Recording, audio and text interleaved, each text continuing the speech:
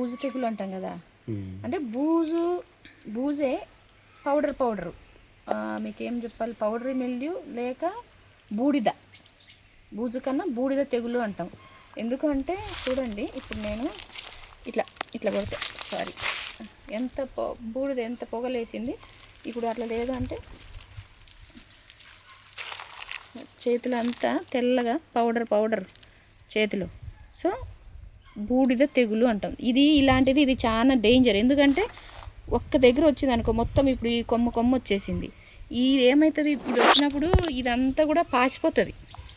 పాసిపోయినప్పుడు నీకు పూత ఆగదు, పిందె ఆల్రెడీ సెట్ అయినా కానీ ఆగదు, పాసిపోతుంది. కాబట్టి దీనికి అందుకే బయోఫంగిసైడ్స్ ఖచ్చితంగా పూత మీద ఉన్నప్పుడు అందరూ ఈవెన్ కెమికల్ వాళ్ళు చేస్తారు, మనం కూడా చేసుకోవాలన్నట్టు, కంపల్సరీ చేసుకోవాలి. మనమేమో ట్రైకోడెర్మా సూడోమోనాస్ లేదు అంటే బ్యాసిల్లస్ సబ్స్టిలస్ అలాంటివి చేసుకుంటే చాలా బాగుంటుంది. ముందు నుంచే చేసుకోవాలి. ఇది మొత్తం వచ్చేసింది చూడండి. ఇది ఇప్పుడు ఒక్కటి కూడా మీకు ఇప్పుడు ఫ్రూట్ సెట్ అయినా కానీ ఆగదు, ఇంకా అసలు కాడానికే లేదు. ఇదంతా ఫ్లవర్ ఇంకా సరిగా విప్పుకోలేదు.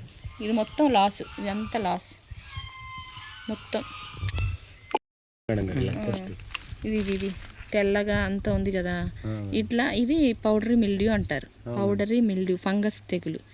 ఇప్పుడు వాతావరణంలో కూడా మంచు ఎక్కువ ఉంది మనకు, ఇప్పుడు చూస్తున్నారా, ఎక్కువ ఉంది. ఇట్లా వస్తే ఇంకా మొత్తం తొందరగా కూడా స్ప్రెడ్ అవుతుంది. ఇది పట్టుకుంటే పౌడర్ అవుతుంది. ఒకదాని దగ్గర నుంచి ఇంకో దగ్గర కూడా తొందరగా స్ప్రెడ్ అవుతుంది. మీరు ఇంకా మొన్నట్లు కొన్ని స్ప్రేలు అవి చేసుకున్నారు కాబట్టి కొంచెం అట్లా కంట్రోల్లో ఉంది. కానీ ఇప్పుడు ఈ చిన్న కాయ వచ్చినా ఇది ఇక్కడికి స్ప్రెడ్ అయిపోయి ఈ తొడమ దగ్గర దీని దగ్గర రాలిపోతుంది. అది ఒకసారి బూజు తెగులు ఎక్కడో ఒక దగ్గర ఉంది, అంత ఎక్కువ లేదు.